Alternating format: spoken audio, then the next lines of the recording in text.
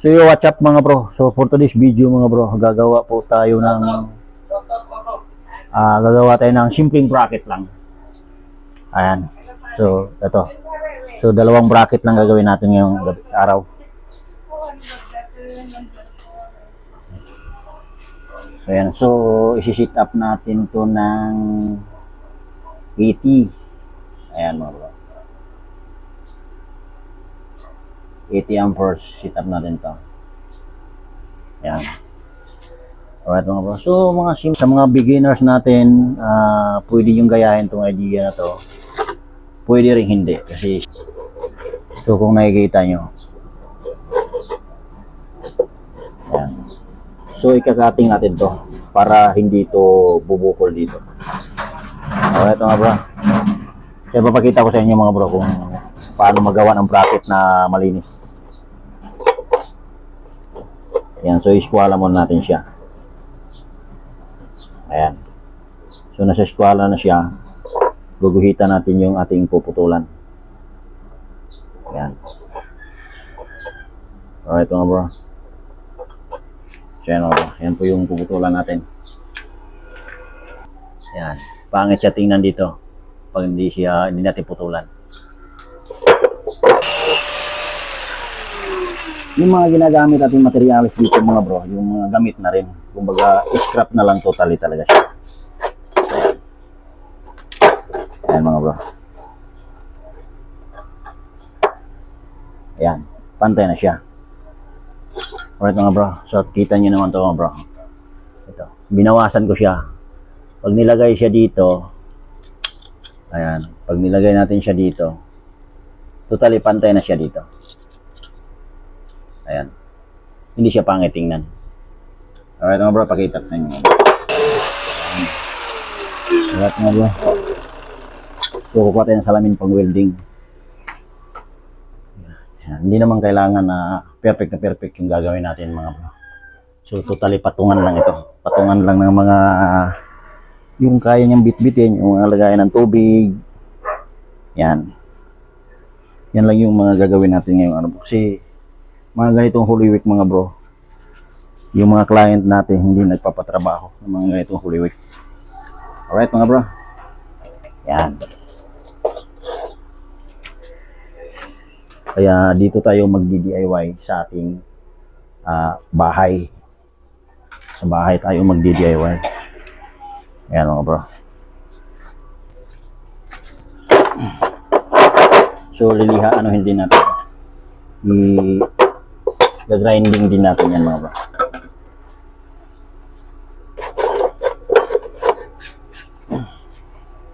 So right mga bro. So watch and learn mga bro. Simpleng technique. Pero garantisado ito mga bro. Simple lang pero pakinambangan mo ng matagal.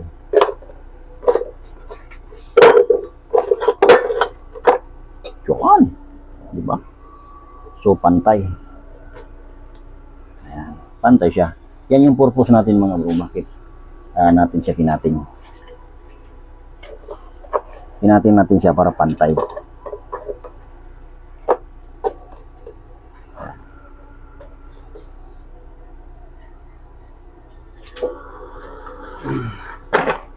Simplihang trabaho lang. Ayun lang. Super kalawang talaga.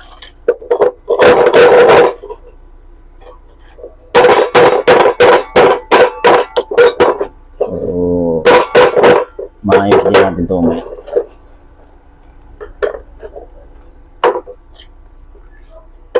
Yan. Ito nga bro. So, itong plywood na to, ito yung magiging table niya. Ito yung magiging sapin niya. So wala tayong camera. So wala tayong taga video mga bro. So kailangan lang natin yung nakatayo yung tripod natin. So ganun din naman. Yan mga bro. Simpleng ano lang to.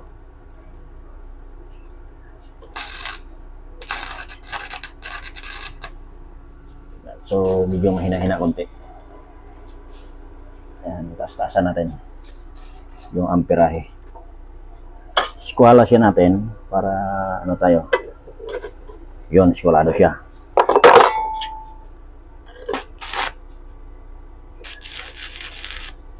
Yan.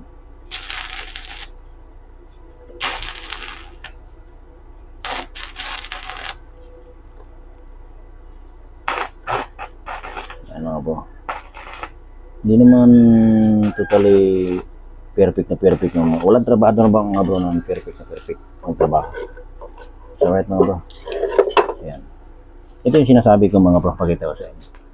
Ayan. Kailangan pantay siya dito. Kasi kung ipapatong mo yan siya dyan, pangit siya tingnan. Kaya kung siya kinating, para pantay sila dito. Pantay sila. Alright mga bro, yan yung purpose natin. Bakit to siya kinating? Ayan. So, ipo-full weld na natin siya mga bro. Para maiga-grinder na natin siya. Ganyan lang siya kasimple mga bro.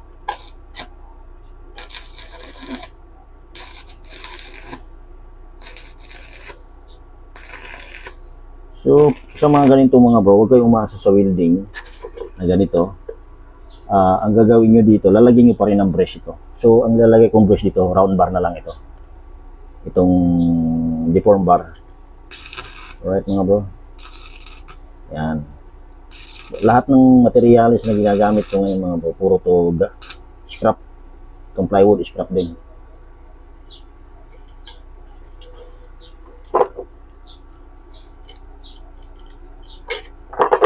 Pero talaga pag puro kalawang na yung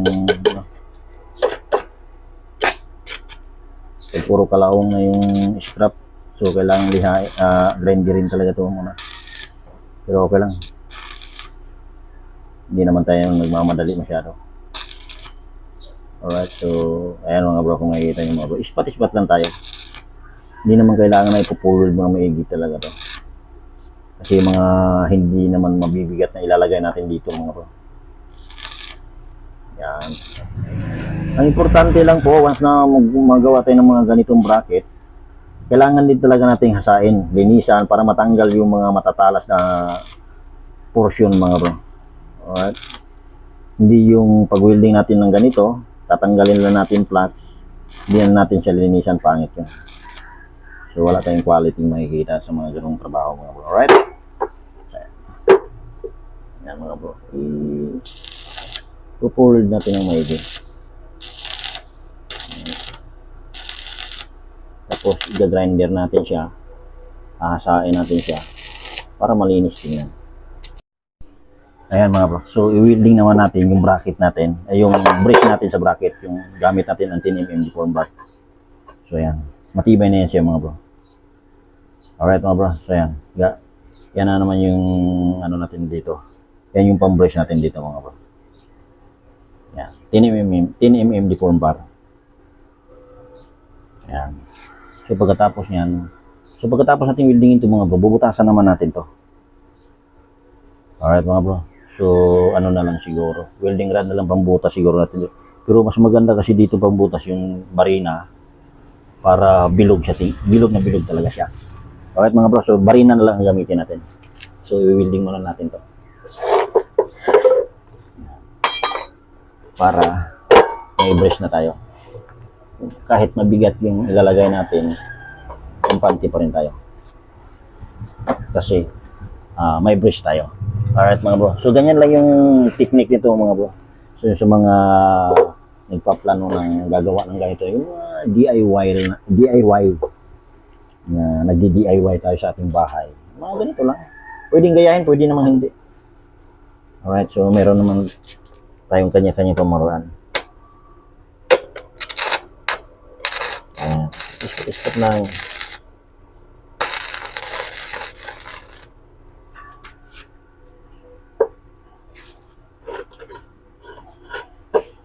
Let's go.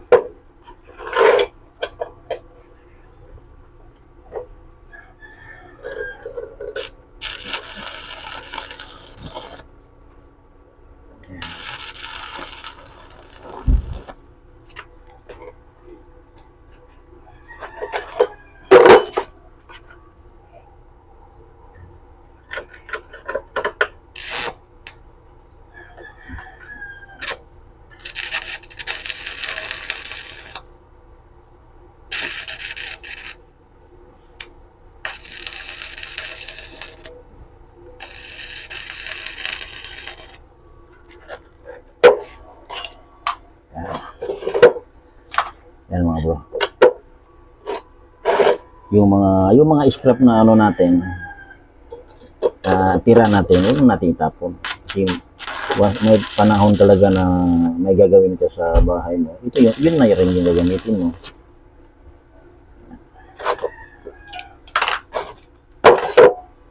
Yan.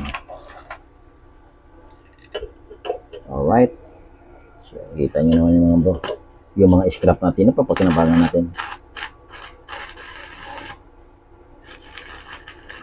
So, sa mga gagawa ng ganitong mga bro, kayo na po yung magpasya kung anong haba ang gusto mo, kung anong materials ang gagamitin mo. Pwede kasi dito gagawa ka ng bracket, pwede kasi dito yung mga malalaki.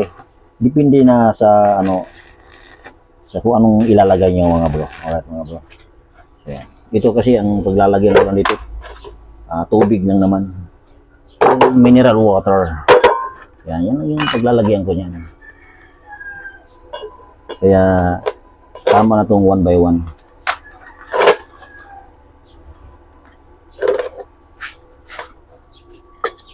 Angle bar na 1 by 1.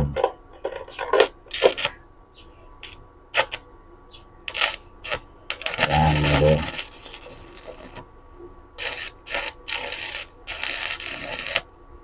Angle bar na 1 by 1, tapos 3/4 yung plywood na ilalagay. Kung ang balak niyo po hard fix ang ilalagay, pwede naman. Depende na po sa inyo yan mga bro.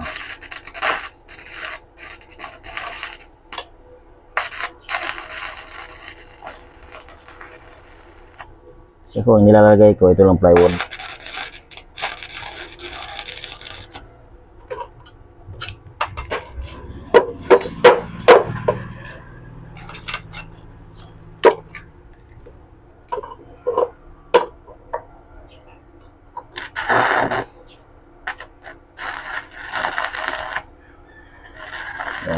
Yan lang, ispat-ispat na yan.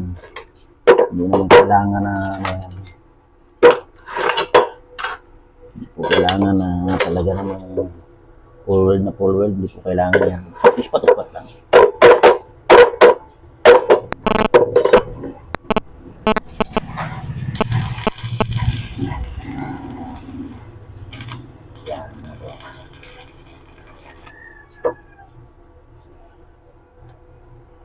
Yan lang kasimple yan mga bro. Yan. So bubutasan naman natin ito. Ayan mga bro. So ito na po yung magiging bracket natin sa lagayan ng tubig. Ayan mga bro. Ito yung finish niya. Nakaganyan siya. Alright. Thank you. So ayan mga bro, ito na po yung bracket na ating pinabricate. Winelding natin. So yan, ito na yung patungan natin. Yan, para dito sa ating mga inuming tubig mga bro. Alright mga bro. So ang ginawa ko dito mga bro, ito. Kalimitan po talaga ginagamit ko mga bro, ito yung expansion. Ito yung bolt, yung shield na sa ilalim mga bro. Alright, so para po sa akin, mas maganda ang kapit nitong expansion shield kaysa Dynabolt sa mga ganitong mga bro. Alright, so depende rin yun sa haba. Alright, pero kung sabihin natin sa malinis na tingnan na trabaho mga bro, mas malinis tingnan to expansion shield tsaka bolt. Alright, so ito 10mm na expansion bolt. So syempre yung expansion shield niyan mga bro 12mm sa ilalim. Alright, bakit po kamo hindi magkaparehas? Ito kasi ang inner, yung shield ay outer. Alright mga bro, kaya hindi sila magkaparehas na sukat. Yan po yung totoong paggagawa nito mga bro. Alright mga bro, so yan. Kaya once na kayo gumamit ng ganito kalaki 10mm, may talim kayo na 10mm, may drill bit kayo ng 10mm, may drill bit din po kayong 12mm na pambato. Alright mga bro, so yan. Kita nyo naman mga bro, kahit hilahin yan mga bro, hindi yan maalog talaga mga bro. Alright mga bro, ito po yung bracket natin, na fabricated bracket, yung using by scrap materials natin mga bro. Ayan. Lahat yan scrap materials yan mga bro. Then nilagyan natin ng deform bar na bracing. Alright? So yan, ganyang katibay yan mga bro, yung trabaho natin na yan mga bro. So sa lahat ng mga beginners, pwede nyong gayahin itong technique na ito or idea na ito, pwede ring hindi. Alright mga bro, kasi meron po tayong may kanya-kanya po tayong pamamaraan regarding sa mga ganitong trabaho mga bro. Alright mga bro, so let's go. Ang ikakabit na lang natin dito yung plywood, kasi plywood po yung gagamitin natin dito mga bro. Alright mga bro, so yan. So yun po yung plywood na gagamitin natin, ilalagay natin dito mga bro. Alright, so let's go. Yan, ito na siya mga bro. Ito na po yung project natin na tapos na mga bro. So ito, lalagyan na lang to ng puzzle kagaya ng ganito. Mag-order pa kami sa Lazada. Ayan mga bro, yan na po siya. Kahit tao tutungtong dyan mga bro, hindi po to bibigay basta-basta. Kasi naka-expansion shield tayo yung ginawa natin dyan mga bro. At bakal na rin yung bracket natin. Alright mga bro, so yan. Ganyan po yung pagkagawa natin mga bro. Kailangan kahit hindi sa atin, maayos talaga ang pagtrabaho. Yan, matibay, wala kang kakaba-kaba dyan mga bro. Alright mga bro, yan po yung for today's video natin. Alright, shoutout po sa lahat ng nakapanood ng ating video. Bye bye. Yan mga bro, yan po yung lagayan natin. Ayan, ganyan siya katibay. So puno yung isang galon natin mga bro, yung isa hindi man lang siya lumundo. Ganyan siya katibay mga bro. Ayan, so yung foam na lang na, yung puzzle na lang na ilalagay natin dyan, ang kulang dyan. Ayan mga bro, approve. Thank you so much.